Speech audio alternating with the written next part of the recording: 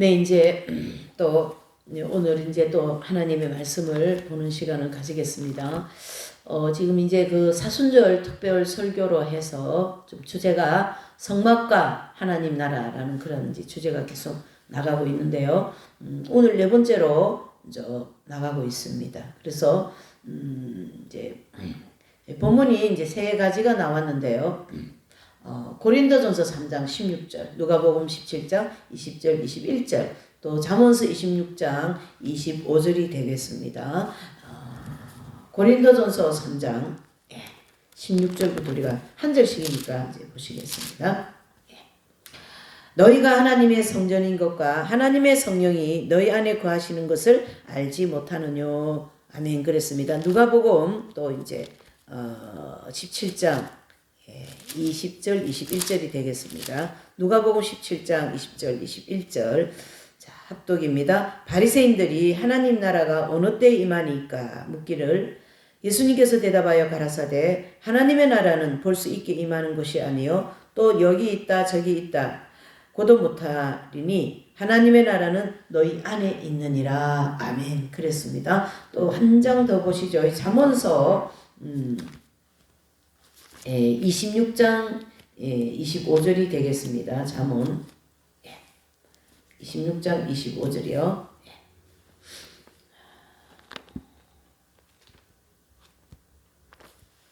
26장 25절이 되겠습니다. 25절요. 그 말이 좋을지라도 믿지 말 것은 그 마음에 7가지 가정한 것이 있음이라. 아멘. 그랬습니다. 자, 그래서 이제 오늘 또 이제 이 본문을 중심으로 이 성막과 하나님 나라를 이제 우리가 살펴보면서 이제 잠언서 26장 25절 말씀과 같이 이제 결국 이제 이 고린도전서 3장 16절은 우리가 하나님의 성전이라고 말씀하고 누가복음 17장 20절에서 21절에는 너희 속에 하나님이 있다 그랬습니다. 그래서 우리 속에 이미 하나님의 나라가 임하였다. 그런 말씀하시죠. 그러니까 굉장히 말씀이 구체적이고 또 하나님의 나라가 우리에게 임했다. 또 우리는 하나님의 성전이다. 그런 말씀이죠. 자, 그런 입장에서 지난주까지는 신명기 7장 1절의 말씀과 같이 가나안 땅에 7족속이 살고 있다 그랬습니다. 그래서 그 7족속은 하나님을 믿지 않는 우상을 섬기는 족속인 거거든요. 그러니까 히브리 족속, 히위 족속, 또 갓 족속 이런 7족속이 있는데 그 7족속은 하나님을 믿지 않는 우상을 섬기는 그 족속인 거예요. 그래서 그 신명기서 1장 7장 1절의 말씀은 결국 가나안 땅은 우리의 영을 상징한다. 이렇게 보셔야 됩니다. 모형적 진리로. 그러면은 가나안 땅에 살고 있는 7족속은 바로 뭔가 지옥에 들어갈 7가지의 죄악성을 따라서 7가지 죄를 따라서 지옥이 7지파로 나눠지는 모형이다. 이래 볼 수 있습니다. 자, 그것이 신약에로 와서는 굉장히 구체적으로 우리 사람에게 적용을 해주고 있습니다. 그래서 고린도전서 3장 16절에는 우리가 하나님의 성전이라는 거죠. 그 다음에 누가복음 17장 20절 21절에는 너희 속에 하나님의 나라가 임했다 그랬습니다. 그러니까 하나님 나라는 여기 있다 저기 있다가 아니고 우리 속에 임했다 그런 말씀이죠. 그러니까 그 우리 속에 임한 하나님의 나라인데 우리가 아직까지 뭐예요? 교회도 다니고 성령님도 만나고 예수님도 만나고 성령 공부도 많이 하고 예수님 믿는 사람이기는 하지만 아직 우리가 죄를 짓고 있다라는 거예요. 그래서 이 문제를 어떻게 우리가 풀 것이냐? 바로 신명기 7장 1절 말씀과 같이 가나안 땅은 우리의 영을 상징한다면 그 가나안 땅 영에 7족속이 살고 있지 않습니까? 그 7족속이 바로 잠언서 26장 25절에 얘기하는 그 말이 좋을지라도 그 속에 가증한 것 7가지가 있다. 그래서 그 7가지를 죄악성으로 볼 수 있다라는 것이죠. 그래서 우리의 영의 지성소에 뭡니까? 7가지의 원죄의 뿌리를 내리고 있다. 이렇게 이제 정리를 해야 됩니다. 그래서 이제 이스라엘 백성들이 애굽에서 나와서 가나안 땅을 향하여 가는 과정, 광야 여정에 있는 동안에는 가나안 땅에 누가 살고 있었어요? 일곱 족속이라고는 지역 백성을 상징하고 일곱 가지 죄악성을 상징하는 그 우상을 숭배하는 족속이 살고 있었던 것처럼 제가 교회를 다니고 있지만은 성령을 받았지만은 아직 성령께서 영의 지성소에 들어가지 못하시고 성소 부분에서 계속 저 목표를 향한 즉 영의 지성소를 향하여 달려가고 있는 것을 생각해 볼 때 내 속에는 하나님의 성전이 완성되지 않았다 이래 볼 수가 있는 거죠. 예. 그래서 지금은 우리가 광야를 나가는 과정에서 목표가 가나안 땅이잖아요. 천국을 상징하는 가나안 땅. 그러니까 우리가 가나안 땅과 같은 영이라는 거예요. 그 영의 그 하나님이 보좌가 계셔야 되는데 영의 지성소에 저기처럼 성막처럼 하나님의 보좌가 있지 않고 뭡니까? 일곱 가지의 죄악성이 있다. 그거를 우리가 이제 이 사순절 특별 설교 내용을 그 주제의 성막과 하나님 나라를 통해서 계속 이제 지난주까지 좀 살펴봤고요.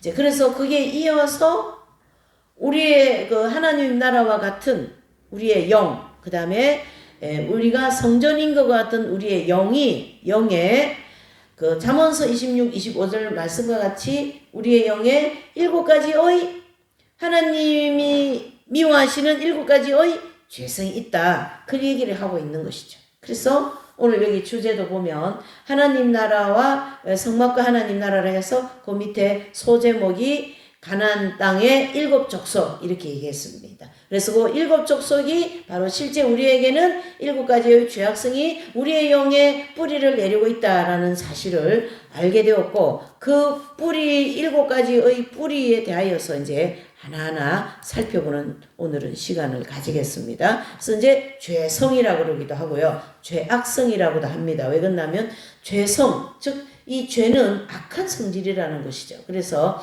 하나님을 대적하고 인간을 불행하게 만들고 죄를 짓게 만들고 하는 그런 악성이 있는 거예요. 죄악성. 그래서 죄악성이라고도 얘기합니다. 자, 그 죄악성이 이제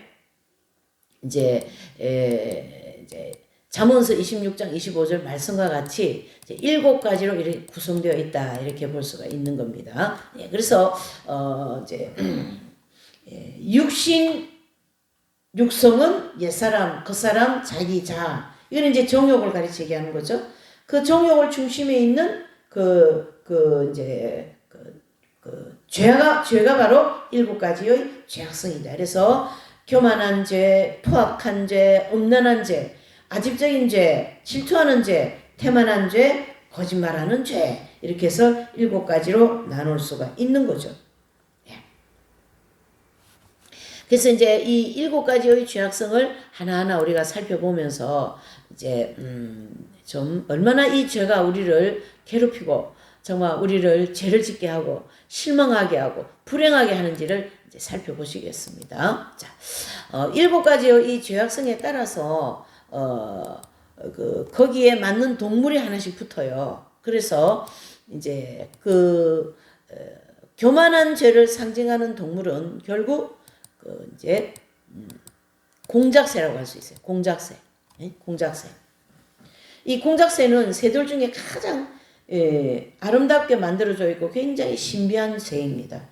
그게 그 뒤에 날개가 있는 그 꽁지 있는 그 날개를 이렇게 쫙 펴면은요 얼마나 이쁘게 생겼는지 몰라요. 그래서 자기의 그 날개를 펴가지고 사람들한테 가시하고 자기 걸 그거 가지고 막 이렇게 이제 나 이렇게 잘났다 이렇게 하는 거가 교만이라는 거죠. 그래서 상징하는 동물이 공작새다 이래 볼 수 있는 거죠.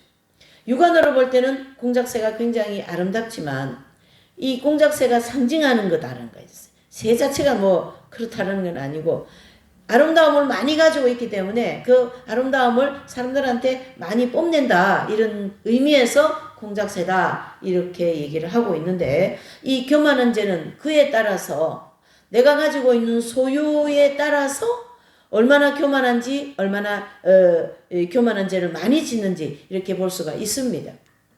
그래서 이 성경에는 그러한 교만한 죄를 짓지 않게 하기 위해서 이렇게 로마서 12장 16절에는 서로 마음을 같이 하며 그랬습니다. 높은 데 마음 두지 말라. 도리어 낮은 데 처하며 스스로 지혜 있는 채 하지 말라. 예. 뭐 있는 채를 많이 하죠, 우리는. 예. 내가 가지고 있는 여러 가지 그런 게 많이 있는 거죠. 또 누가복음 14장 11절에도 이제 무릇 자기를 높이는 자는 낮아지고 자기를 낮추는 자는 높아지리라 그랬습니다.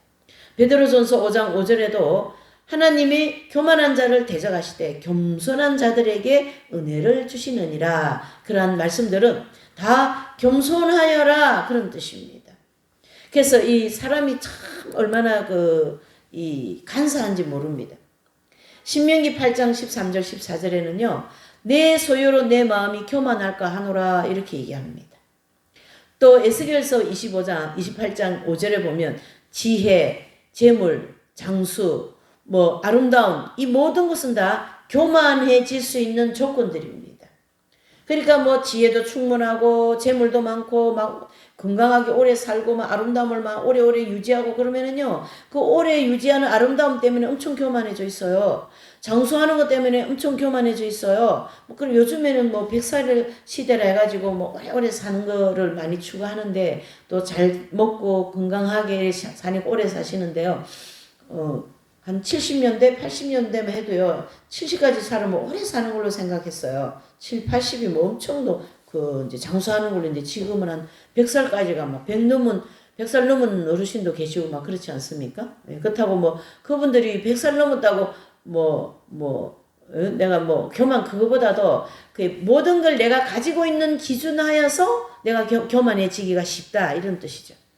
지혜가 다른 사람보다 많으면 지혜가 다른 사람보다 많은 것 때문에 내가 교만하다. 그래서 역대하서 32장 25절 26절에 보면은요. 히스기야가 마음이 교만하여 그 받은 은혜를 보답하지 아니하므로 진노가 그와 유다와 예루살렘에 내리게 되었더니 그랬습니다. 무슨 뜻입니까? 히스기야가 처음에는 병들었을 때는 아버지나 살려주시면 정말 이 나라를 잘 이끌어 나가겠습니다. 정말 겸손하게 기도를 했는데요. 하나님이 15년이나 생명을 연장해 주시고 또 나라를 부강하게 해주시는 이러한 많은 은혜를 베풀어 주셨는데 그 은혜에 보답하지 않은 그 교만한 마음 그거에다가 하나님은 어떻게 해요? 이 본문에 진노를 내리시는 것이죠. 예. 그래서 이 교만한 죄는 결국 우리가 가지고 있는 그런 소유를 중심으로 해서 이제 교만해지기 쉽습니다.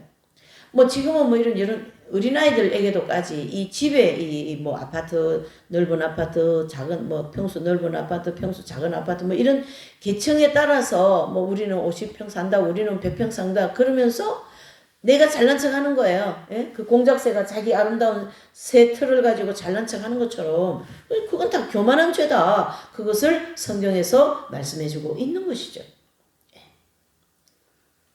그래서 우리는 교만한 환경이 생기면 바로 자기를 높이고자 하는 마음이 막 생기는 거죠. 이것은 영적인 교만도 있고요. 또 육신적인 거로 많이 가지고 있으면 그 교만해지기가 쉽습니다. 그래서 직분이라든가 가문, 학벌, 용모, 지식, 주택, 재능 이런 것들을 중심으로 마음속으로라도 나는 이걸 많이 가지고 있어. 나는 이거 남보다 내가 이게 더 특출나. 나는 더 많은 지혜를 가지고 있고 남보다 내가 더 많은 기도를 하고 그런 마음을 가지고 있을 때 그런 마음이 생길 때 그것을 극복하고 겸손해지려고 노력을 해야 된다. 이렇게 말씀하고 있는 거죠. 그래서 성 어거스틴 성자와 같으신 분은 이분이 지식이 굉장히 많은 분 아닙니까? 그래서 초대 교부 중에 아주 위대한 그런 교부인데 이분은 학벌이 굉장히 좋은 분이에요. 그 당대의 학자. 그렇죠? 또 이분이 이 언변이 수사학이 굉장히 뛰어난 분이라 가지고 이게 이제 뭐 펠라기우스라든가 그런 어떤 이단과 변론을 엄청 잘해요. 막 언어가 너무 잘해가지고요. 그런 수사학에 뭐 아주 그냥 이분이 그 당대의 최고의 학자로서 이제 꼽지 않습니까? 그러니까 이분은 그런 자기가 가지고 있는 학벌이나 그런 여러 가지 이 지식들 때문에 늘 하나님 앞에 겸손해지고자 엄청 노력하여서 이분의 그 대명사 있죠. 첫째도 겸손, 둘째도 겸손, 셋째도 겸손이라는 그 대명사를 글을 긁고 지금 우리에게도까지 첫째도 둘째도 셋째도 겸손해야지 됩니다라는 교훈을 주고 있는 거죠. 이 겸손이 얼마나 중요한지 모릅니다. 교만하면요 하나님 말씀 듣지를 않습니다. 우리가요 하나님 말씀을요 이 교만한 마음이 자리를 많이 잡으면요 하나님 말씀을 왜곡시키기가 쉽습니다. 그래서 그 구체적으로 이제 보면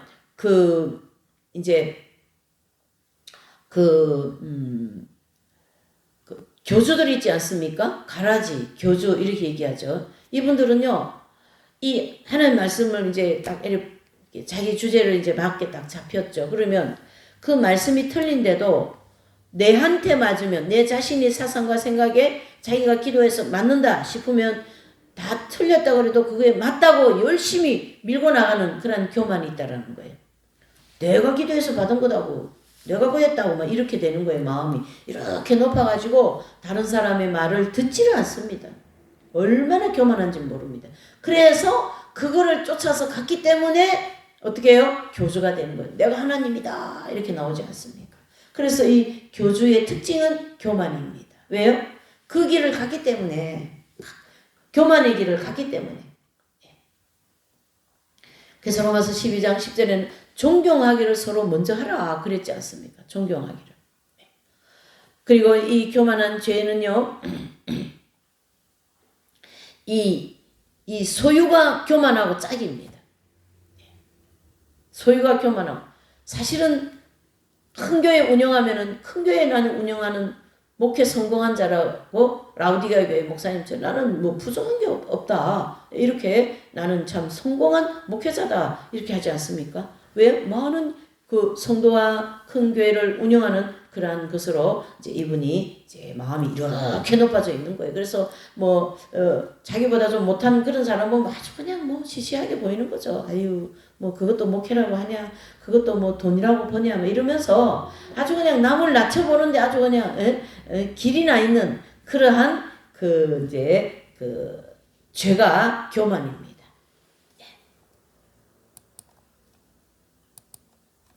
그래서 이 교만한 죄에 나타나는 그런 언어에도, 그쵸?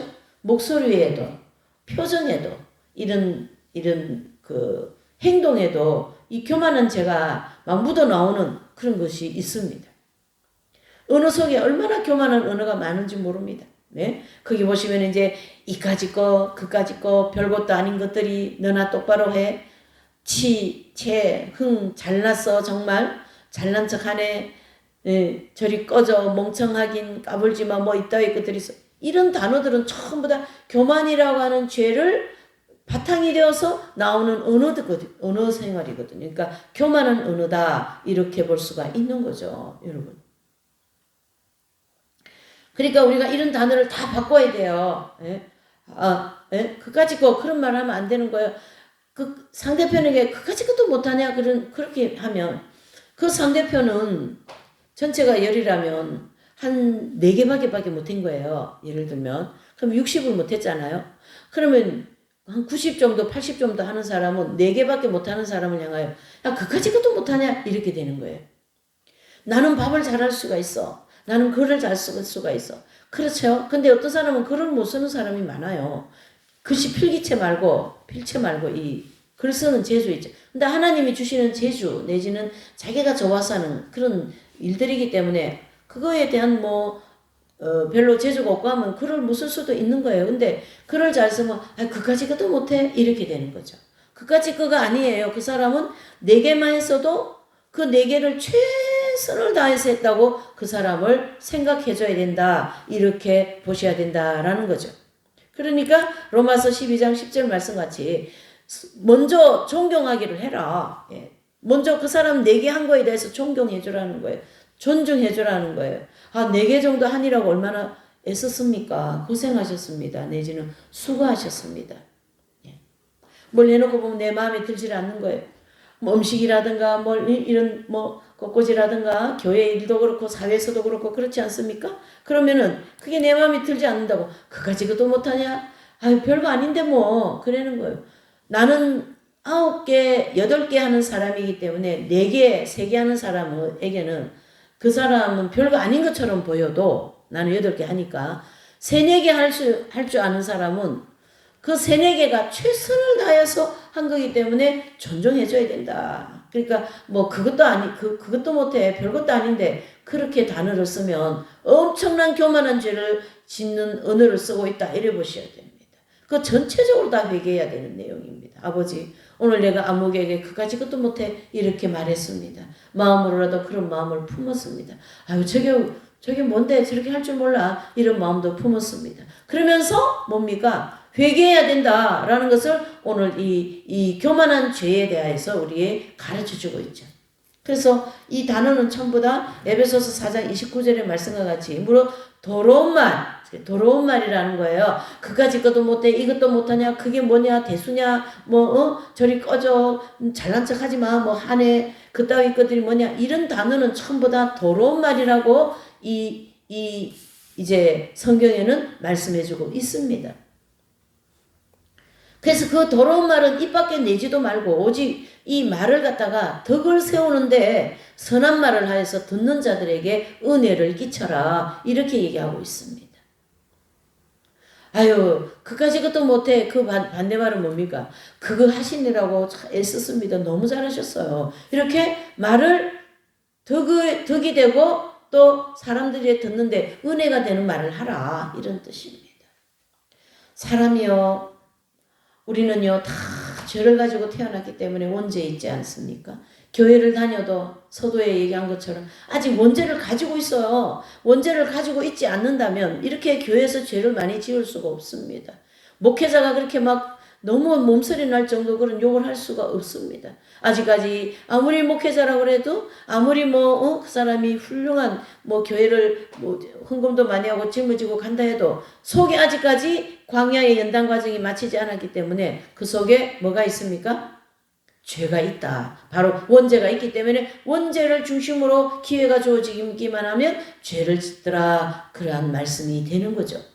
그러한 죄를 짓지 말라고 이 은으로서 그렇죠? 지금 에베소서 4장 29절에 더러운 말을 하지 말고 반대로 교만한 언어 반대는 겸손한 언어가 아닙니까? 그래서 이 언어에는 빛이 있습니다. 빛이. 그래서 연예인이라든가 정치가, 운동선수, 예술가 이런 분들은 굉장히 이런 언어 속에서 그 죄를 많이 지을 수밖에 없는 조건을 가지고 있어요. 왜요? 남들에게 많은 칭송을 받고 인기가 있고 그러니까 얼마나 그러니까 그 인기 생활 많이 하다가 이제 인기가 떨어지죠. 그러면은 그 교만한 그런 자기의 마음이나 이런 생활이 이제 인기가 떨어져서 내가 좀 낮아져야 되는 그거를 못해요. 일반적인. 그래서 막 자살도 하고 막 이상한 행동하다가 막 자살로 가기도 하고 막 그렇지 않습니까? 다는 아니지만 그게 원리라는 거죠. 원리. 지금 정치가들 거의 거짓말 100이라면 1에서 100까지 다 거짓말이지 않습니까? 지금 거짓말이 진실이 없어요. 그래서 나라가 지금 심각하게 돌아가고 있는 거죠.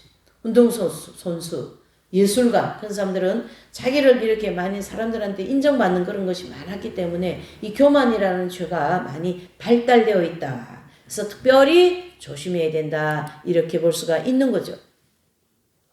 자, 교만한 이 죄를 극복하는 그런 은혜의 빛이 있어요. 은혜 속에도 빛이 있거든요. 행동에도 빛이 있어요.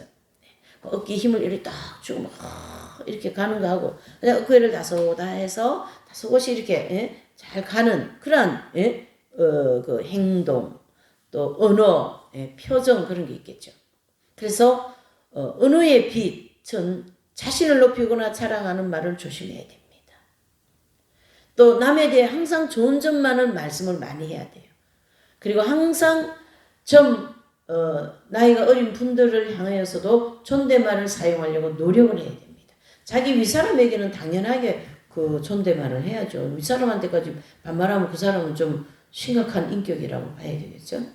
그렇게. 우리가 나를 높이고 나를 자랑하는 말을 많이 하는 사람은 결국 이 하나님 나라가 그 사람의 심령 속에 아직 완성이 안 되었다고 볼 수 있고 아직 연단을 더 받아서 그 내면에서 그런 교만한 마음이 올라올 수 있는 것들을 연단받아서 정결케 돼야 되는 거예요, 여러분. 예. 또 항상 높아지기보다 낮은 곳에 처하려고 노력을 해야 되는 거예요. 낮은 곳에 처하려고.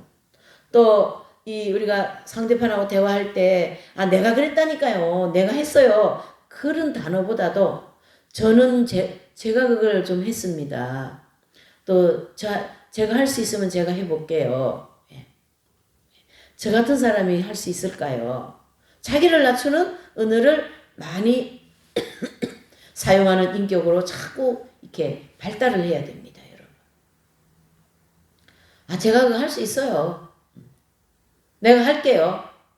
그런 것은 나를 교만하게 만드는 어느 생활이기 때문에 나도 모르게 사람이 그렇게 교만해져 있어요. 뿌리가 있기 때문에 어쩔 수가 없습니다. 그러니까 늘 조심해야 된다. 극복해야 된다. 그러한 뜻이 되는 것이죠. 그래서 성경에 보면은요, 누가복음 10장 17절 20절에 보면 귀신들이 너희에게 항복한 것을 기뻐하지 말고 너희 이름이 하늘에 기록된 것으로 기뻐하라 그랬습니다. 그래서 70인 제자들이 막 귀신을 쫓고 말이지 막 그러니까 이제 예수님에게 오셔가지고 막 그 귀신 이제 쫓은 그런 어떤 전도한 보고를 하는데 막 말이지 예수님 우리가 귀신도 쫓아내고 막 그랬습니다. 그러니까 예수님이 오늘 이 본문 얘기를 하신 거거든요. 누가복음 10장 17절 20절. 귀신들이 너에게 항복한 걸로 기뻐하지 말라. 그거는 하나님이 하셨다. 그럼 뭡니까? 너의 이름이 하늘에 기록된 곳으로 기뻐하라. 내 이름 석자가 하나님의 생명책에 이름이 기록된 것은 구원받은 것으로 기뻐하라. 예. 그 외에 모든 일은 아버지가 하신 일이다. 그런 뜻인 거거든. 근데 내가 한 것 같아요. 그쵸? 야, 우리는요, 뭐 조금만 뭐 해놔놓으면요, 그게 성과가 있죠. 그러면 바로 내가 한 걸로 이 마음에서 막 바로 올라옵니다. 그러니까 극복하는 단계이죠. 그는요, 그냥 둬 가지고 될 일이 아닙니다. 그 교만한 죄는요, 아주 기회만 주어집니다. 누가복음 18장 1절에서 14절에 보면은 바리새인과 또 그 세리의 기도의 두 가지를 예수님이 비유하면서 말씀하시는 거예요. 그래서 바리새인은 하나님이여 나는 다른 사람 곧 토색, 불의, 간음을 하는 자들과 같지 아니하고 이 세리와 같지 아니함을 감사하나이다. 나는 소득의 11조를 주님께 드리나이다. 그랬습니다. 그러니까 이 바리새인은요. 나는 토색하고 불의하지 않고 간음도 하지 않고 또 저들과는 참 불의하고 토색하고 간음하는 저들과는 나는 다릅니다. 나는 11조를 꼭꼭 하고 일주일에 2번 꼭꼭 금식을 합니다. 그리고 막 길 중앙에 막 손을 들고 기도하는데 이 세리는 말이죠. 어떻게 해요?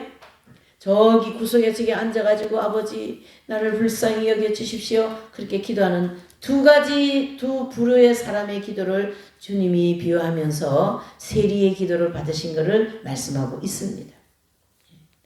이러한 내용들을 보면 우리가 얼마나 하나님 앞에 이 교만한 죄를 극복하고 또 우리가 기도하는 가정 또 교회에서 사명 감당하는 또 목회하는 또 뭐 선교하는 이런 모든 환경 속에서 우리가 이 교만한 죄를 극복하고 이 겸손해지려고 첫째도 겸손, 둘째도 겸손, 셋째도 겸손 그러한 것을 하려고 그렇게 되기 위하여서 얼마나 노력하고 기도하며 주님께 은총을 간구해야 될 줄 믿습니다.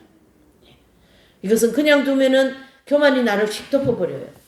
그러니까 그 교만이 나를 덮지 못하도록 내가 뭐예요? 주님께 은총을 간구하고 성령님의 도우심을 받으면서 그 교만에 빠지지 않으려고 노력하고 애씀을 주님 우리에게 가르쳐주고 있습니다. 두 번째로 이 7가지 죄성의 두 번째로는요. 포악성입니다. 포악성. 혈기이죠. 그 상징하는 동물은요. 이제 호랑이에요. 호랑이. 호랑이가요. 굉장히 포악하지 않습니까? 예, 호랑이라는 거죠. 그래서 이제 그 호랑이를 상징하는데 이제 성경에는 이 포악한 것에 대한 말씀을 많이 해주고 있습니다. 결국 마태복음 5장 39절을 보면 악한 자를 대적하지 말라고 합니다. 누구든지 내 오른뺨을 치고도 왼편도 돌려대라 그랬습니다. 악한 자를 대적하면 내가 악해지기 때문에 악한 자를 대적하지 말고 오히려 그를 향하여 기도를 해주라 이렇게 봅니다. 여러분 이 웅덩이가 하나 있는데 맑은 물이 웅덩이가 아니고요. 그 웅덩이에 막 물이 막 더럽습니다. 구정물의 웅덩이가 여기 하나 있어요. 그래서 그 구정물 웅덩이 때문에 우리가 물도 못 먹고 간다고 화가 난다고 혈기가 나가지고 돌을 막 던져버렸어요. 그러면 그 돌을 던지면 그 구정물이 있죠. 그 물이 누구한테 튀어옵니까? 돌 던진 그 사람한테 막 튀어오지 않습니까? 이런 원리를 볼 때에 악한 자를 대적하면 너도 같이 악해지니까, 너도 같이 죄를 지니까 그를 대적하지 말고 그를 위하여 기도해줘라. 그럽니다. 그래서 마태복음 5장 9절에 오른쪽 뺨을 치면 왼쪽도 돌려대라 라는 말씀이 성립이 되는 거죠. 요한일서 3장 15절에도 그 형제를 미워하는 자는 살인했다. 아주 그냥 이 요한 사도는요, 이 요한 1, 2, 3서를 통하여 형제를 미워하면 아예 살인자라고 딱 얘기해버리는 거예요. 왜 그러냐면 사도 요한 자체가 이긴 자가 되어서 저 영의 성막이라고 하는 지성소의 생명이 합일되어 버렸거든요. 이 땅에서 그 경지까지 들어가신 분이라서 이분들이 쓴 성경에는 다 그 경지의 기준하에서 성경을 썼다고 했잖아요. 그러니까 안 미워해요. 형제를. 이분들은 안 미워해요. 그러니까 형제를 미워하면 살인했습니다. 예수님 말씀 마음으로 음욕을 품는 자는 간음했다라는 말씀이 성립이 되는 거예요. 그러니까 하나님께서 이스라엘 백성들을 광야에서 먼저 가나안 땅을 향하여 가는 과정이 40년이 지나지 않습니까? 그 40년 광야 여정 동안에 이런 죄성들을 하나님이 다루어서 연단을 통하여 우리를 정결케 하시는, 즉 형제를 미워하지 않는 그러한 형제 자매가 되게 하려고 하시고, 또 오른쪽 뺨을 때리면 왼쪽 뺨도 돌려대는 그 악한 자를 대적하지 않는 자가 되게 해주시려고 하시고, 야고보서 1장 20절에도 보면 사람이 성내는 것이 하나님의 의를 이루지 못함이니라 그랬습니다. 성을 잡고 내면요, 화를 잡고 내면은요, 하나님의 의에 절대 이룰 수가 없습니다. 그래서 그 이긴 자 경주에 들어가신 분들을 보면요, 정말 온유가 막 느껴져요. 온유, 왜 그러냐면 그 포악한 죄성이 없어졌기 때문에 그 죄의 뿌리가 뽑아진 거거든요. 이분들은 원죄가 없어졌다라는 거에 광야 연단 과정을 다 마치고, 그러니까 성내지 않죠. 그러니까 목소리도 온유합니다. 표정도 온유합니다. 언어도 온유합니다. 행동도 온유합니다. 다 온유의 열매를 주렁주렁 맺을 수가 있는 거예요. 그래서 광야에는 왜 자꾸 싸우냐? 이 포악한 죄들 때문에 싸우는 거예요. 교회에서 싸우죠. 가정에서 싸우죠. 아이들 사이에도 싸우죠. 학교에서 싸우죠. 뭐 사회에도 싸우죠. 전 싸움의 판이죠. 왜 그러냐면 이 포악한 죄성이 있기 때문입니다. 그러니까 내가 혈기가 날라 그러고 막 저 인간 하면서 막 속에서 막 그런 게 막 부글부글 올라오려 그러면 지금 호랑이가 엄청 와 있다고 생각하시면 내 주변에 호랑이가 엄청 와 있습니다. 그러니까 조심해야 되는 거예요. 조심해야 되는 거예요. 그러니까 이 포악한 죄성의 지배를 받아서 나타나는 이 엄청난 죄성들이 많습니다. 그 포악한 죄 안에요. 그래서 막 분내고 말이죠. 의분내고 짜증내고 원망하고 막 나에게 이게 뭐냐 하면서 막 원망하는 거 있죠. 불평하는 거 있죠. 불만 가지죠. 신경질 나죠. 미움 막 생기죠. 혈기 부리죠. 폭력하죠. 막 폭력 이렇게 또 막 살인하죠. 분통 터뜨리죠. 퉁명스러운 말 하죠. 거친 말, 냉혹한 말 합니다. 막 상처를 확 주는 말이 있습니다. 칼 가지고 찢어내는 그런 상처하는 말이 있어요. 잔인하고 말이에요. 독살스러운 말, 보복하고 눈 흘기고 벼르는 마음, 다 뭡니까? 혈기에 지배받아 나타나는 행실과 언어와 마음 모든 것이다. 이래 볼 수가 있는 거죠. 자, 포악성을 극복하기 위해서는 이 고린도전서 13장 5절에 사랑은 성을 내지 않습니다. 마음속으로라도 원수를 미워하지 않고 사랑하려고 하는 영적인 훈련을 우리는 받아야 돼요. 그래서 그 사람이 미운 마음이 생기면 그냥 미운 마음을 안고 바로 주님 앞에 와서 기도를 해야 돼. 아버지 이 마음 없어지게 해 주시옵소서. 아버지 이런 생각 떠오르지 않게 해 주시옵소서. 기도를 해야 됩니다. 은총을 통하여 우리는 그 교만한 죄를 이길 수 있는 힘이 생기게 될 줄 믿습니다. 그런 걸 하는 생활이 영성훈련인 거예요. 영성훈련은 뭐 특별하게 있다고 생각하면 안 됩니다. 언어도 고치는 게 영성훈련이고요. 마음에서 올라오는 그런 혈기 모든 것들을 다 회개하고 극복하고 회개하고 극복하면서 가는 생활이 영성훈련 생활이다. 영성생활이다. 이래 볼 수가 있는 거죠. 또 자신의 감정 조절을 잘 하고 남을 높이는 말을 잘 사용하고 화를 날 때마다 늘 자신을 누르려고 이렇게 한 번 두 번 더 생각해서 말하고 그쵸? 지극히 작은 죄라도 철저하게 참여할 때에 영적으로 빠르게 성장할 수 있습니다. 자, 거지 성자 라브로라는 분은요, 그렇게 세 가지의 내용을 말씀하고 있습니다. 철저하게 자기 속을 성찰하는 것과 진실한 통해와 자기를 고치려는 완전한 결심, 이 세 가지. 성찰과 통해와 결심, 그렇죠? 예. 그러니까 이 성막에 보면 이제 양심을 가지고 성찰을 하는 거예요. 아, 이게 잘못되고 이게 지배를 받은 교만한 죄다, 또 포악한 죄다, 이렇게 알 수 있지 않습니까? 그러면은 그건 이제 떡상이죠. 지식에서 아, 내가 밝은 빛 가운데 가야지, 순결한 삶을 살아야지, 그 원수를 향하여 기도해줘야지. 왜요? 성경 속에 원수를 향하여 기도하라고 했으니까요. 오른쪽 뺨을 때리면 왼쪽 뺨도 돌려대라고 했으니까요. 그렇게 해서 지성으로 분별하면 이제 의지를 들여갖고 주님 앞에 회개하는 그런 생활을 하게 되는 거죠. 그래서 이 의지가 굉장히 중요합니다. 그래서 양심으로 분별하고 지성으로 분별하여서 이제 했어도 뭐죠? 회개, 즉 의지를 들이지 않으면 아무것도 안 됩니다. 그 의지, 이 지정의가 완전히 하나님께 드려져야만이 정결케 되는 사람이 되는 거죠. 네. 그래서 이 대환란은 범죄하기 쉬운 그러한 환경이기 때문에 현재의 지금 우리의 이런 생활 가운데에서 생활하는 것처럼 해서 저 7년 대환란에 들어가면요 굉장히 당황스럽습니다.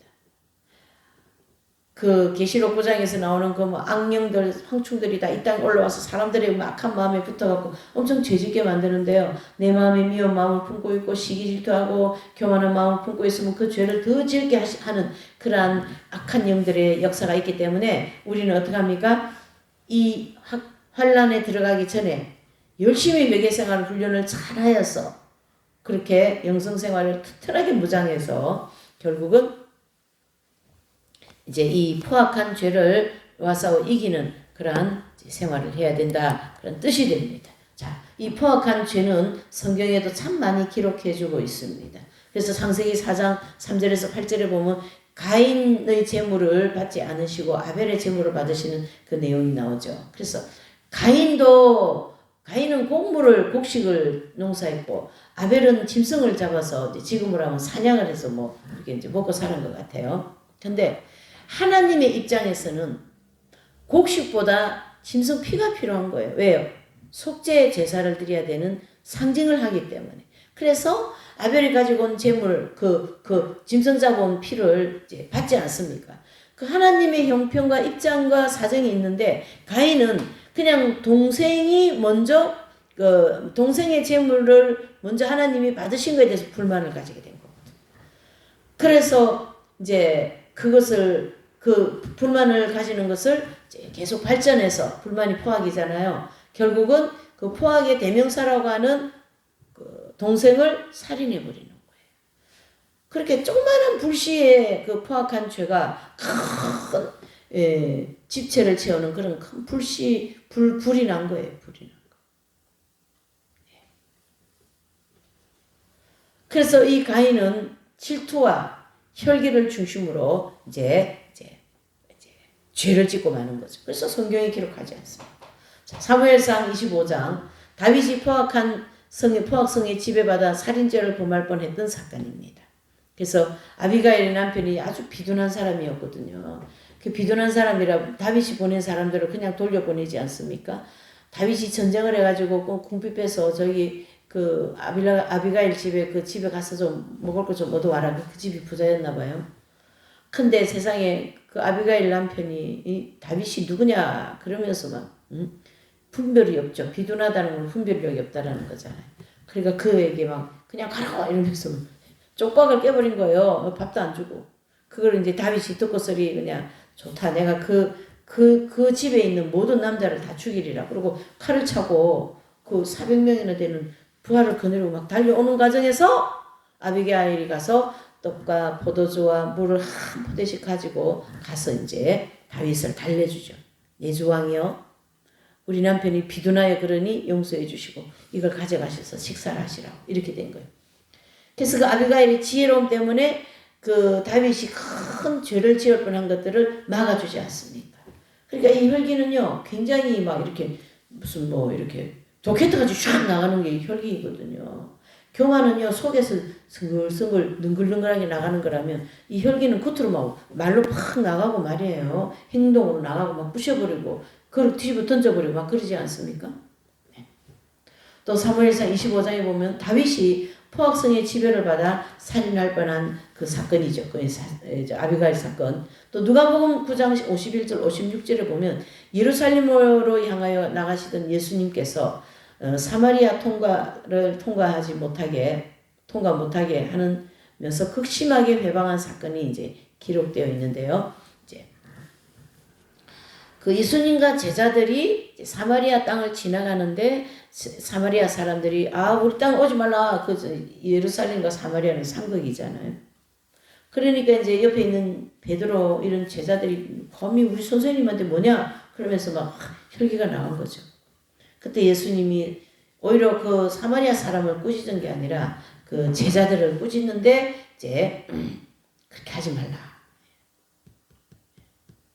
그래서 이제 그 야고보 요한을 꾸짖으면서 이제 그 사도 바울에게 사도 베드로에게 그렇게 얘기하죠.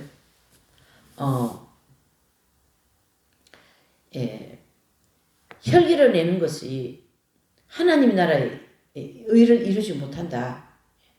그러니까 우리가 돌아가면 되지 않냐. 이렇게 해서 그 죄를 짓지 않도록 예수님께서 제자들을 인도하시는 거예요. 이만큼 혈기는 우리의 생활 속에서 그냥 막 나오는 거죠. 예. 자, 세 번째 죄악성은 이제 상징하는 그 동물은 염소입니다. 이 사진이 이제 염소가 이렇게 나오죠. 예. 염소. 자, 이 상징하는 동물은 염소인데 왜 이 염소가 그렇게 상징하는 동물이 됐냐면 그 염소가 굉장히 번식률이 굉장히 강합니다. 그러다 보니까 이 이제 염소를 인용을 한 거죠. 예. 자, 성경에는 이 음욕에 대하여서 음란에 대한 죄를 굉장히 디테일하게 지적하고 있습니다. 로마서 5장 28절에 보면 여자를 보고 음욕을 품는 자마다 마음에 이미 간음하였느니라 이렇게 얘기하십니다. 고린도전서 6장 18절에는 음행을 피하라. 사람이 범하는 죄마다 몸 밖에 있거니와 음행하는 자는 자기 몸에 죄를 범하느니라 그랬습니다. 또 데살로니가전서 4장 3절 5절 하나님의 뜻은 이것이니 너희 거룩함이라. 곧 음란을 버리고 각각 거룩함과 존귀함으로 자기 안에 취할 줄을 알고 하나님을 모르는 이방인과 같이 세욕을 쫓지 말라 그랬습니다. 그러니까 이 사도 바울도 굉장히 음란에 대한 말씀을 디테일하게 해주십니다. 또 히브리서 13장 4절에 보면 모든 사람은 혼인을 기이 여기고 침소를 더럽히지 않게 하라. 음행하는 자들과 간음하는 자들을 하나님이 심판하시리라. 그렇게 말씀해주고 있는 것이죠. 자, 이 음란한 죄에 지배받아서 나타나는 죄악들을 여기 이렇게 좀 기록을 해놨습니다. 자, 호색하고 음욕하고 간음하고 간통하고 동성애하고 말이죠. 음담패설하고 음란한 비디오 틀어놓고 보고 음란한 사이트, 음란한 사진, 또 만화, 영화, 뭐 해수욕장, 퇴폐 이발소, 안마 시술소, 장려촌, 여관, 모텔, 성적, 뭐 기구, 뭐 성적, 예. 채팅, 뭐 자이하이 이상한 이런 죄들을 이제 다 음란한 죄에 지배받아 나타나는 것이거든. 여러분 성경에는 반드시 우리를 순결하게 살아라는 거예요. 깨끗하게, 정결하게. 예. 참. 그래서 이 음란한 죄는요, 우리 사람 마음속에 속에 한번 파고 들어오면은요, 깊이 빠져들어가기 때문에 조금 이렇게 아니다 싶으면 빨리빨리 벗어나려고 애를 써야 됩니다. 마치 마약과 담배가 술이 막 이렇게 중독되는 것처럼 중독성이 있는 거예요. 중독성이 있는 거예요. 음란성을 극복하기 위한 방법은 무조건 도망가고 피하는 겁니다. 무조건 도망가고 피하는 거. 자, 순간순간 감정, 생각, 의지, 말, 행동을 철저하게 성찰하지 않으면 또 참회생활하지 않으면 남녀의 그 애정, 성적인 그런 여러 가지 욕망들이 자극되어 갖고 환경을 만들기 위한 노력이 꼭 필요하다. 그 자격이 되지 않도록 거기에 지배받지 않도록 환경을 계속.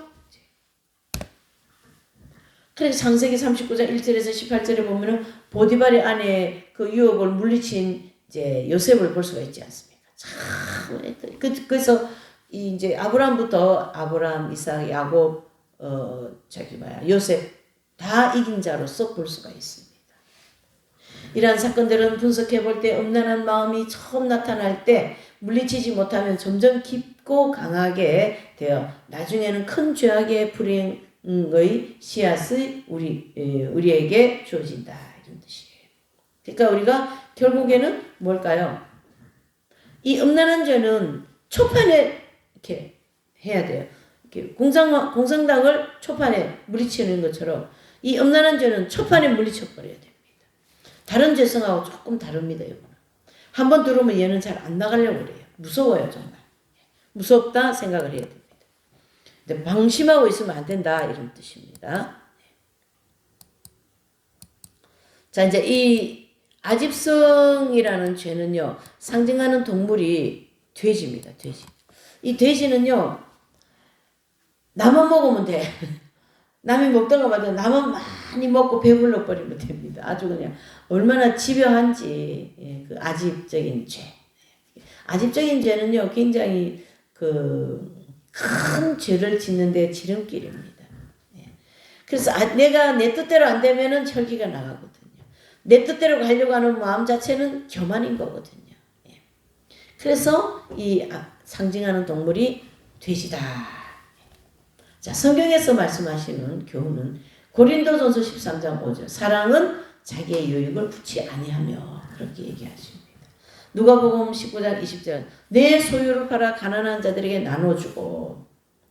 에베소서 5장 3절은 음행과 온갖 더러운 것과 탐욕은 너희 중에 그 이름이라도 부르지 말라 그랬습니다. 참 말씀이 굉장히 디테일하죠. 고린도전서 13장 5절에 보면 이제 5절에 보면 골로새서 3장 5절에 보면 그러므로 땅에 있는 지체를 죽이라고 음란과 부정과 사욕과 악한 정욕과 탐심이니 곧 탐심은 우상 숭배다 그랬습니다. 그래서 우리가 이 5계명에도 10계명에도 보면 남의 물건을 탐내지 말라 그렇게 얘기하죠. 다 뭡니까? 정욕의 탐심이다 이런 뜻입니다. 이와 같은 말씀은 아집성으로 마음과 행실이 더 어려워지지 않도록 주의를 주시는 교훈입니다. 결과적으로 이 아집적인 죄도요, 은어에 굉장히 아집적인 게 많습니다.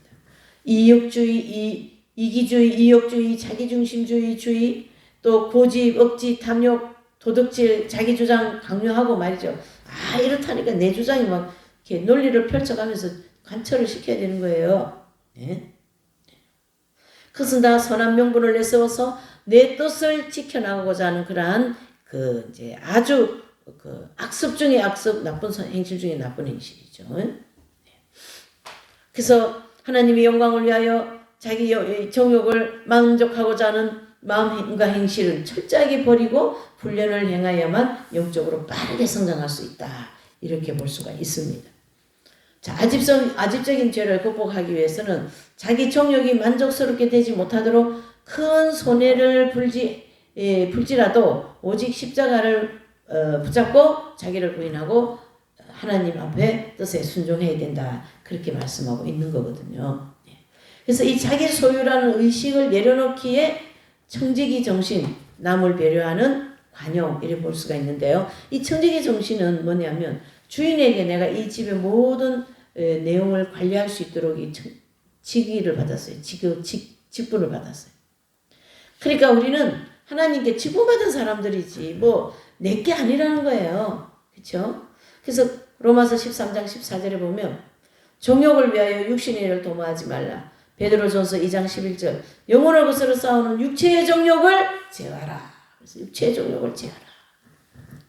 적극적인 이게 이제 보면 이런 게 아집성이 발달될 수 있을 정도로 적극적, 창조적, 긍정적인 믿음 강조 하면 된다라는 자화상 그려라. 자화상을 그려라.